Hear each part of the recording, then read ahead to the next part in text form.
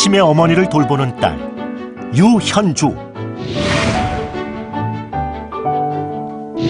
홀로 3남매를 키우며 생계를 책임졌던 그녀의 어머니.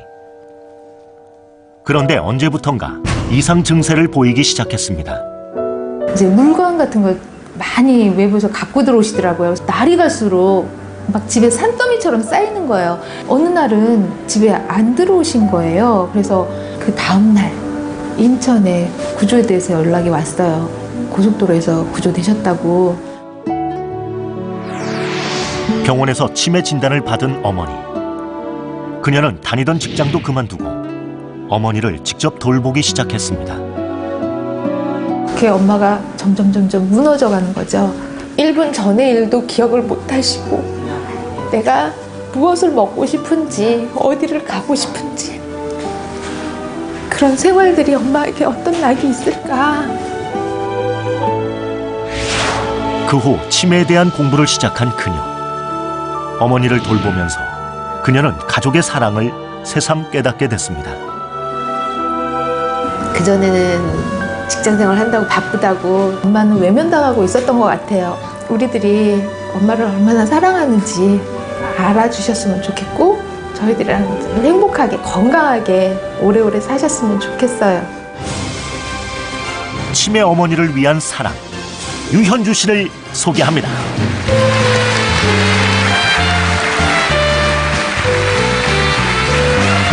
어서 오세요. 어서 오세요. 네. 늘 어머니 곁에서 떠나시지 않으시잖아요. 근데 오늘 어머니께서 찾으시면 어떡해요, 혹시? 네, 그러실 줄 알고 오늘 이 자리에 모셨는데요. 제가 오늘 무슨 이야기를 하는지 비록 엄마가 이해를 잘 못하실지도 모르겠지만 이렇게 많은 사람들 앞에서 제가 이야기하는 모습을 보시고 굉장히 좋아하실 것 같아요. 네, 오늘 그 하실 주제가요. 얘기 주제가 세상에서 가장 외로운 병, 어머니 얘기죠. 그러니까요. 네, 가족들 다 귀담아서 들어야 될 것 같네요. 자, 얘기 시작하겠습니다. 부탁합니다.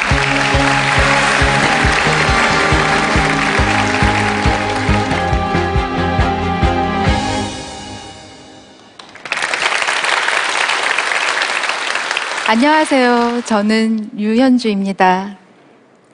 저희 엄마는 10년 넘게 치매를 앓고 계신데요. 지금은 엄마한테 아들이랑 딸이랑 자식들이 셋이나 됐는지도 잘 모르시고 늘 손잡고 산책하는 제가 딸인지도 잘 몰라보세요.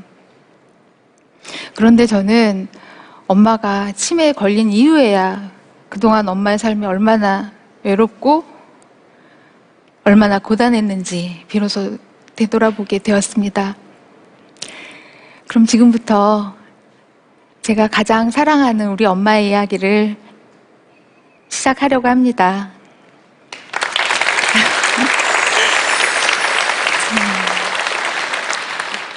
저는 3남매 중에 둘째인데요. 저희 3남매는 어릴 적에 엄마와 함께한 시간이 그리 많지 않았어요.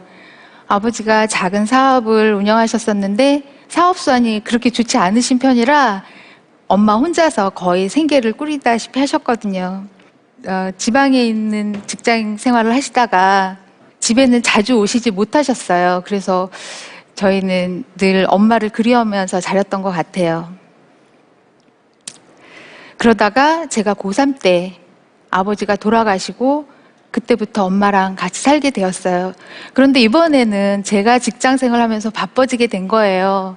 눈 뜨면 출근하느라고 바쁘고 또 밤에는 공부한다고 집에 오면 10시, 11시를 넘기기 일쑤니까 엄마랑 같이 살게 됐지만 따로 떨어져 살았던 때와는 별반 달라진 게 없어요. 그리고 엄마가 경상도 분이시라 좀 무뚝뚝하셔서 가족 간에 이렇게 다정한 대화가 그리 많지는 않았던 것 같아요. 이런저런 이유로 저희는 엄마한테 좀 소홀했던 게 사실입니다. 비록 엄마한테 소홀했지만 우리 3남매는 좀 각자의 자리에서 열심히 살아온 덕분에 드디어 우리 집을 장만하게 됐어요. 그래서 새 집으로 이사 가게 된 그 기쁜 날 관리사무소에서 연락이 왔어요. 이사를 가려면 지하실을 모두 치우고 가라는 거예요. 그게 무슨 소리지? 저는 그 아파트에 오래 살았지만 그 지하실을 구경을 해본 적이 없거든요. 그래서 일단 이삿짐을 싸던 걸 멈추고 지하실로 가봤어요. 그랬더니 그 지하실에는 엄청난 물건들이 쌓여 있는 거예요. 누가 쓰다 버린 빨래판이나 뭐 대야, 뭐 옷가지며 이불하고 뭐 자전거 체인 이런 많은 물건들이 지금 저희가 이삿짐을 싸려고 풀어놓은 그 살림만큼이나 넘쳐나고 있었어요. 알고 보니까 엄마가 1, 2년 사이에 그렇게 모아다 놓으신 거래요. 저희는 너무 어이도 없었지만 엄마가 한편으로는 혼자서 평생 생계를 꾸리셨으니까 물건에 대한 애착이 심해지셨나 보다. 일단 그렇게 생각하고 새 집으로 이사를 했어요. 그랬는데 새 집으로 이사하고 나서도 그 증세가 더 심해지시는 거예요. 그 길거리 물건들을 집 안으로 들이기 시작했어요. 누가 막 갖다 버린 화분 이런 것들이 화초도 없이 막 30개씩 집안에 넘쳐나고 갖가지 물건들로 거의 집안이 쓰레기장을 방불케 했습니다. 그 외 TV 프로그램에 단골로 나오는 그런 이상한 집으로 저희가 변해가고 있었어요. 그러니까 저희가 새로 이사 왔는데 기분도 안 나잖아요. 그래서 잘 들리지도 않는 엄마한테 화도 냈다가 애원도 했다가 엄마 제발 이러지 마 협상도 했다가 엄마의 그런 행동을 말리다 결국 저희들은 지쳐버렸어요. 그렇지만 엄마가 왜 그러시는지 직접 물어보지는 않았던 것 같아요. 그러다가 제가 결혼을 해서 분가를 하게 됐고 엄마는 언니가 모시게 됐어요. 그런데 문제는 엄마가 그동안 그 모아왔던 물건들을 푸대자루에 담아서 저희 신혼집으로 하나씩 나르기 시작하는 거예요. 저희 신혼집이 친정에서 걸어서 불과 한 10분, 15분 거리밖에 안 되는 거리였거든요. 그래서 제가 국립 끝에 농담 삼아 엄마한테 엄마 나 부산으로 이사 갔어. 그렇게 말을 했어요. 멀리 떨어졌다고 하면 엄마가 포기하시겠지. 그랬더니 엄마가 그다음부터는 쇠붙이를 모으기 시작하는 거예요. 언니 말에 의하면 저희 친정집 화장실에 스텐으로 된 휴지거리가 있는데 엄마가 그걸 쑥 뽑아 넣으셨더래요. 그리고 며칠 뒤에 병원에 모시고 갔는데 화장실에서 하도 안 나오시길래 언니가 달려가 보니까 엄마가 그 화장실 벽면에 붙어있는 그 안전바와 씨름을 하고 계시더래요. 그러니까 언니가 우습기도 하고 놀랍기도 해서 엄마 지금 이걸 뭐 하려고 그래? 그리고 물어봤더니 엄마가 아무렇지도 않은 표정으로 비행기 만들어서 현주 있는 부산으로 간다고 그렇게 태연하게 말씀을 하시더래요. 그러니까 그 얘기를 듣는 순간 저는 엄마가 나를 굉장히 많이 의지를 하셨는데 내가 멀리 이사 갔다고 하니까 충격을 받으셨나 보다. 그렇게 생각을 했지 우리 엄마가 치매에 걸렸구나. 그렇게 단박에 연결을 시키지는 못했어요. 왜냐하면 그 당시 엄마의 다른 일상들은 지극히 정상적이었는데 그런 특이한 행동들은 어쩌다 가끔씩 나타났기 때문이죠. 그런데 한 1년 사이에 엄마가 부쩍 자주 길을 잃어버리셨어요. 제가 회사에서 일을 하고 있으면 엄마한테 전화가 와요. 분명히 엄마 휴대폰 전화인데 전화기 저편에서는 낯선 목소리가 들려요. 지금 할머니가 여기 어디 계시는데 모시고 가라고. 그런 일이 몇 번 반복되더니 어느 날 언니한테 전화가 왔어요. 엄마가 아직 집에 돌아오시질 않았다는 거예요. 저는 깜짝 놀라서 경찰서에 실종 신고를 하고 사방팔방으로 엄마를 찾으러 다녔어요.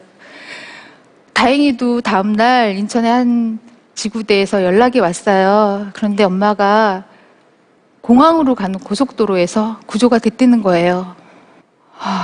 저는 순간 생각을 했어요. 엄마가 혹시 날 만나기 위해서 부산으로 가는 비행기를 타려고 고속도로를 하염없이 걸어가신 걸까? 그런 생각이 들면서 이거 보통 일이 아니구나 하는 걱정 끝에 당장 병원에 달려갔죠. 그랬더니 엄마는 알츠하이머성 치매라는 진단을 받게 됐습니다. 그제서야 지난 엄마의 행동들이 치매의 시작이란 걸 조금씩 알게 됐어요. 아, 우리 엄마가 치매에 걸렸구나. 엄마가 치매에 걸렸다는 소리가 저한테는 마치 딴 나라 이야기처럼 실감이 잘 안 났어요.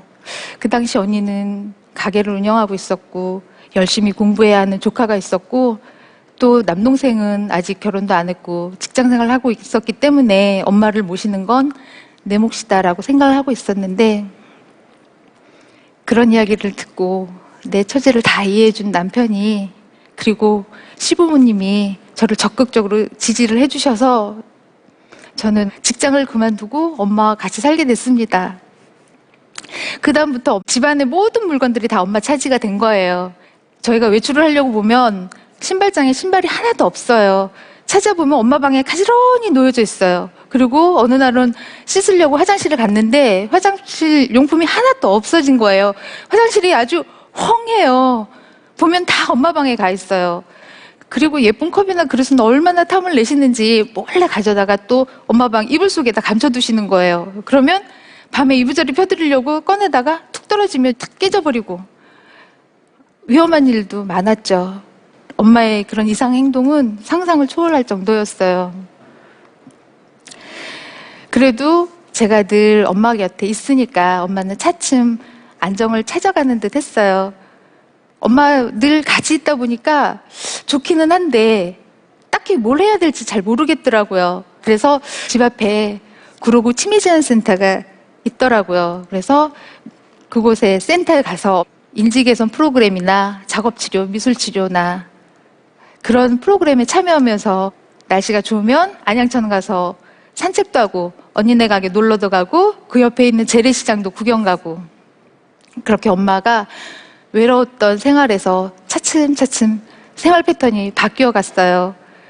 그러니까 엄마의 얼굴에도 차츰 미소가 떠오르고 그런데 이제 재래시장을 가면 야 이거 좋다 이거 이쁘다 그러시면서 만지작 거리시면서 그 자리를 떠나질 않으세요. 그래서 엄마 이거 사줄까? 그러면 사주면 좋지. 그리고 하나 사드리면 또 기분이 좋아져서 활짝 웃으시고 그런 모습을 보니까 저는 정말 좋더라고요. 예전에는 형편이 어려워서 좋은 것, 만난 것 그런 거 다 면면하고 사셨는데 이제는 아이처럼 순수하게 좋은 것을 다 말씀을 하시는 거예요. 그동안 소원했던 엄마와의 관계가 엄마가 치매를 앓고 나서 오히려 더 개선이 되고 엄마와 점점 가까워지는 계기가 됐습니다. 그렇다고 늘 엄마와 웃음만 있었던 건 아니에요.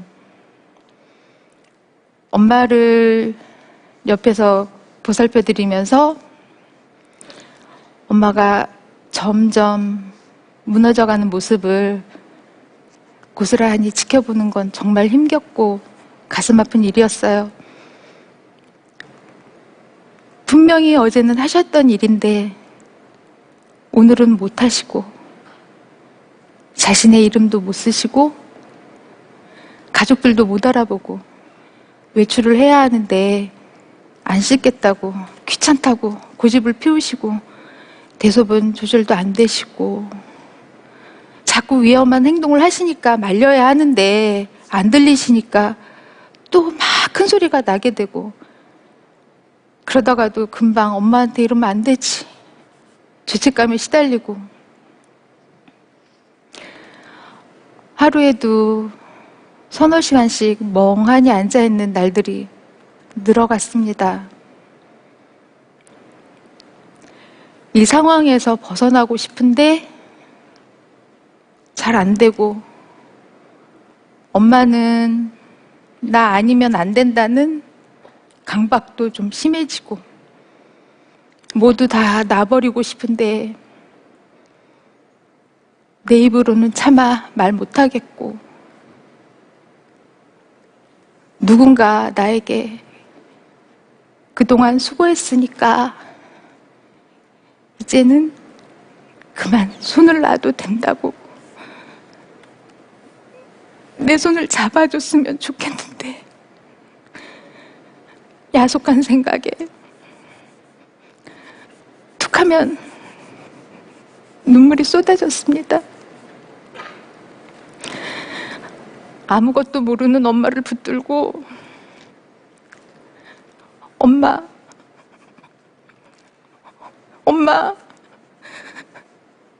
내가 엄마 때문에 이렇게 살고 있는데 엄마 나한테 좀 미안하지? 엄마 나한테 좀 고맙지? 이렇게 울면서 하소연을 하면 엄마는 깜짝 놀라서 저한테 묻습니다. 니 와우노? 또 내가 그랬나? 이리 온나? 제 등을 다독여주면서 눈물을 닦아주십니다. 내도 가끔 그렇다. 영문 모를 이 한마디에 저는 깜짝 놀라서 엄마가 나를 알아보시는 걸까?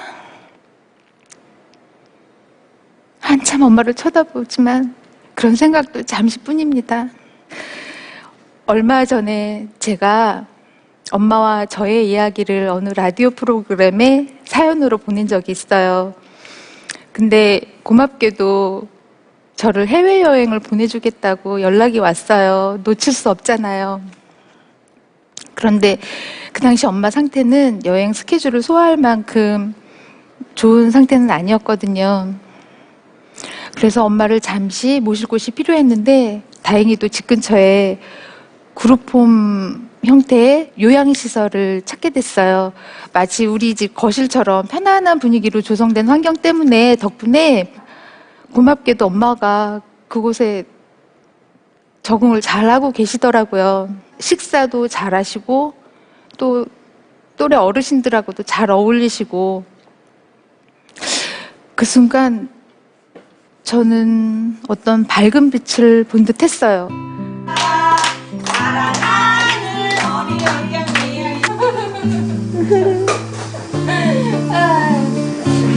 아 맛있다. 그렇지. 아 예쁘네. 그게 빨갛게 되네. 예쁘다. 나비지, 나비. 아 예쁘다. 엄마 손 예쁘지. 엄마가 나 많이 업어줬지. 엄마가 치매 진단을 받으시고 집에서 엄마를 모시면서 치매 환자를 돌보는 거는 정성만으로는 될 일이 아니다라는 걸 깨달았어요. 그래서 치매가 어떤 것인지를 알기 위해서 제가 노인복지, 사회복지 공부를 시작했거든요. 저는 지금 엄마의 치매로 인해서 취득한 요양보호소 자격증과 또 사회복지사 자격증을 가지고 현재 엄마를 모시고 있는 요양시설의 사회복지사로 근무를 하고 있습니다.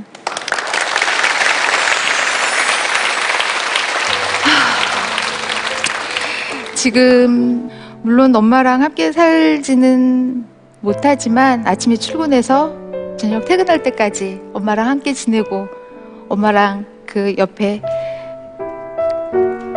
안양천에 가서 산책도 하고 그 어느 때보다도 행복한 시간을 보내고 있습니다. 예전에는 엄마가 굉장히 무뚝뚝한 성격인 줄 알았어요. 그런데 지금은 항상 저를 보실 때마다 활짝활짝 웃어주시거든요. 그런 엄마를 보면 저도 저절로 웃음이 나와요. 저한테 늘 그런 웃음을 선사해주는 엄마가 부디 행복하고 건강하게 그리고 저를 다정한 사람이라고 기억해 주길 부디 바라봅니다. 지금까지 저희 이야기를 들어주셔서 감사합니다.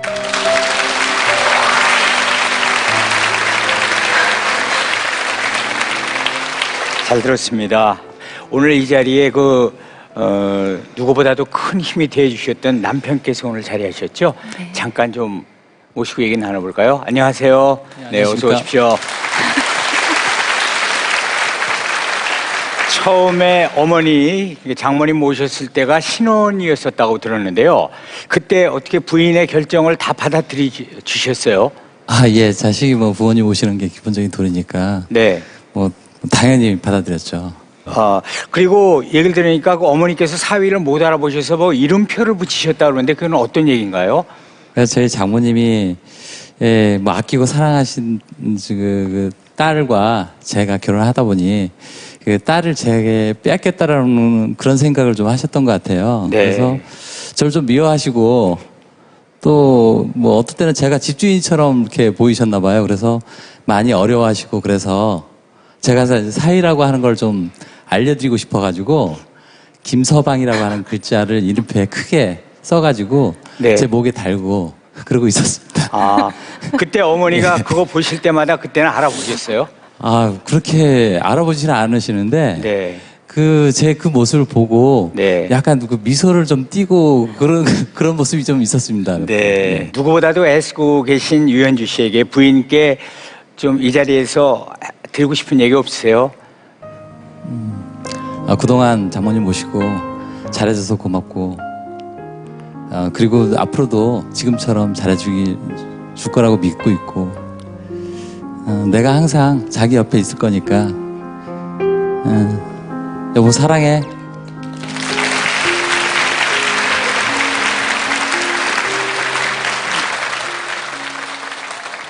오늘 근데 말씀하시는 도중에 지금도 그러시지만 어머니께서 이렇게 간혹가다 미소를 이렇게 지으셨거든요. 네. 아마 마음속으로는 다 이해를 하고 계신 게 아닌가 싶어요. 네. 건강하시고요. 오늘 세상에서 가장 외로운 병이라는 주제로 강연을 해주셨던 유현주 씨였습니다. 박수 부탁드립니다. 수고하셨습니다. 100여 편의 독립영화에 출연한 개성파 배우 정영기. 강연 주제 어디에 나왔니?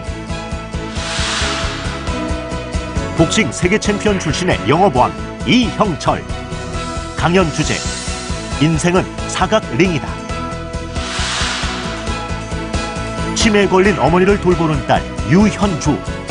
강연 주제 세상에서 가장 외로운 병. 인생의 뜨거운 감동을 만나는 시간.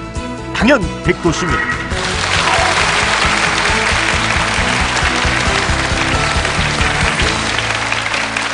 오늘 이렇게 세 분의 강연을 또 들었습니다. 강연을 하신 정영기 씨서부터 오늘 소감이 어떠셨는지요? 되게 떨렸는데요. 네. 어떻게 했는지도 기억이 잘 안 나고 또 제 옛날 얘기부터 이렇게 쭉 하다 보니까 저를 돌아보는 시간도 됐고요. 네. 앞으로 어떻게 살아야겠다라는 그런 다짐도 생겼습니다. 네. 수고하셨습니다. 예, 감사합니다. 네. 이영철 씨는 진짜 시합할 때보다 더 떨리는 것 같습니다. 네. 또 많은 분들한테 이렇게 많은 기를 받고 가니까 너무 행복하고 너무 좋습니다. 감사합니다. 앞으로, 네. 오늘 어머니와 가족 앞에서 하고 싶으셨던 말씀을 다 하셨거든요. 지금 하신 소감은요? 예, 마찬가지로 저도 많이 떨렸는데요. 네. 제가 실은 엄마 덕분에 언젠가는 한번 방송을 탈 줄 알았어요. 아, 네. 예, 다행히도 강연 백도가 돼서 너무 다행이라고 생각하고요. 네. 그래서 이 인연을 네. 아주 오랫동안 지켜가고 싶습니다. 아유, 감사합니다. 그리고 저는 어머님의 완쾌 치유를 빌겠습니다. 네, 감사합니다. 수고하셨습니다. 자, 오늘도 세 분의 강연을 들었습니다. 혹시 여러분 내가 무심한 사이에 내 주변에서 나 때문에 또 나도 모르게 외로워하시는 친구나 가족은 있지 않은지 한번 돌아보시기 바랍니다. 강연 백도 씨는 여기서 인사드립니다. 감사합니다.